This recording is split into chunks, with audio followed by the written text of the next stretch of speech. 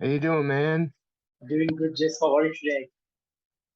Oh, I shouldn't complain too much. Another day in paradise, right? Absolutely. Absolutely. So, Jess, your eighth studio album Null is to be out on September 23rd. So, would you like to tell me a bit about the songwriting and production behind this new upcoming album? Oh, it was a whole pile of fun writing this one.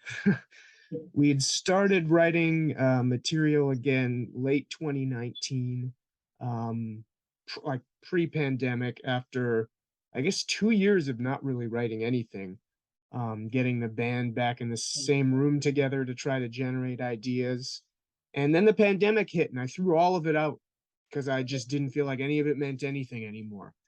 So through the pandemic, I started to teach myself how to use a digital audio workstation. Specifically, I picked up Reaper, which is, I mean, it's meant to be paid for, but like in the beginning, it's basically freeware for learning how to use a digital audio workstation. And I taught myself how to program MIDI drums, uh, and basically started writing songs on my own in my little spare bedroom, uh, since we couldn't get together as a band. And that was really the foundation for this whole writing session over the last 2 years that would end up becoming two albums worth of material. Wow, it's amazing. And does Null as a concept or a theme that was focused on this?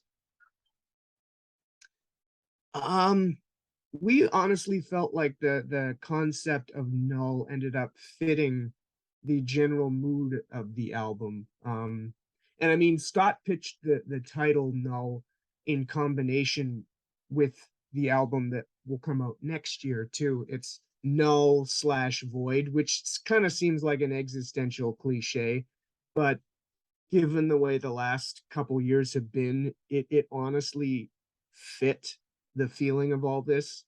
Um, the album itself very much deals with a lot of mental health managing and trying to survive the period that we have existed in within the last 2 years, that I think psychologically speaking, the world societies will be dealing with the ramifications for the next 10 years.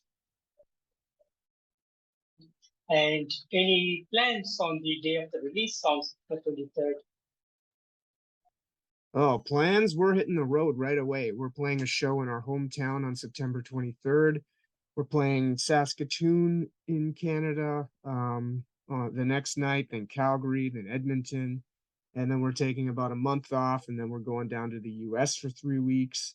I'm killing myself trying to figure out how we continue to have this unfold over the next year and a half. There will be more activity than we have had in quite a while, but obviously we have to try and manage that with our day jobs and our regular lives too. So we're not 20-year-olds anymore. I turned 40 last year, so we're trying to learn how to do the thing while keeping it fun and manageable. Wow, amazing. And do you guys have planned to take any more to Europe or Asia this time? I hope so. Originally, we were targeting March for Europe, but I don't know if that's necessarily going to happen. It's been harder to book things over there, and especially I've heard things about like Germany adding a new level of restrictions over the winter, which I mean, it makes sense, but it makes it so like it's not really worthwhile to try planning something so soon. I'd like to target something next summer, kind of hit the things that are easier to do while we can. And especially like, I don't know, international airfare and just the situation with flying anywhere right now with luggage seems like an absolute nightmare. I I know that going into it, if you prepare for things, you can better manage your own emotions on the other side. But knowing that so many bands lose their equipment flying anywhere right now, I don't even want to subject us to that, because I honestly, like, I know my brother and I would have an absolute meltdown if we showed up in Europe or Asia and had no equipment. it would just be an absolute nightmare. And I just don't want to deal with that right now. I Maybe got we'll you. wait a little bit of time so things can chill out and maybe some of the world systems can get back into place. But yeah, that would make me lose my mind. Yeah, I got you. And any special merchandise plans for the fans? I mean, we've got a t-shirt, a hoodie. We've been trying to utilize some of the artwork from the last couple records. We just finally in what was it, March, did a proper t-shirt printing of the Loved record cover, which I know is the image itself, I think, is more popular than our actual record is. For this record, we got our friend Caroline Harrison to do an adaptation of Randy Ortiz's artwork for all the t-shirts and merchandise for this record cycle, and it adds another layer, I think, to making that artwork special.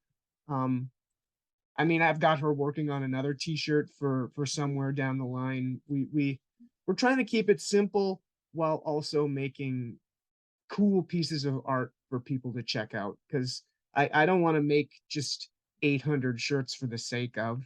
We have enough backstock anyway sitting in my office behind me that I don't need to sit on more t-shirts. So I'd rather focus on making really good ones that like punch that people want to pick up. Awesome, awesome, Jess. And you guys been making music since 1999. So how has the musical journey been for you guys so far? Oh, it's been intense. It's yeah.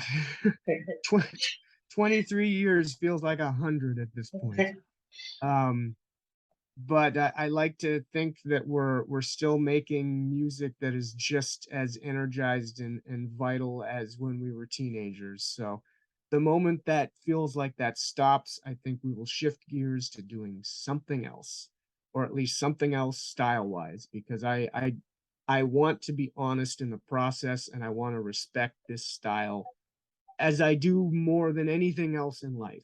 So, and I feel like there's too many people who kind of desperately latch onto it for a little bit too long. And I don't want to be one of those dudes. And in 2012, you got Juno Award for the album When We Go. And it's an amazing thing that happened to you guys. So do you expect something great coming out of Null this time? We've got that question before about this too. I honestly, we never expect like something like a Juno. We obviously didn't expect would ever happen, and we've been nominated for every record subsequently. And we pretty much joke about the fact that like we have this expectation with every record that this will be the one that nobody pays attention to. This will be the one that they finally ignore. So that's the way we're treating this one too, even though like we know in our hearts that this is the best record we're capable of putting out, and we feel like every time we put out a record it is executing our vision more effectively than we ever have before. But I don't expect people to be on board with everyone, so we don't feel like, I feel like we won't get nominated, no one will give a shit. That's the way we feel about this. Gotcha. I mean, Uh, it's a healthy way of managing yeah, expectation, right? absolutely. Absolutely. Yes. And I know there has been a lot of great moments that would have happened over the years of time. But is there something special that you want to share with me today? Oh man, in terms of like our history, something that sticks out for me. Yeah. Oh,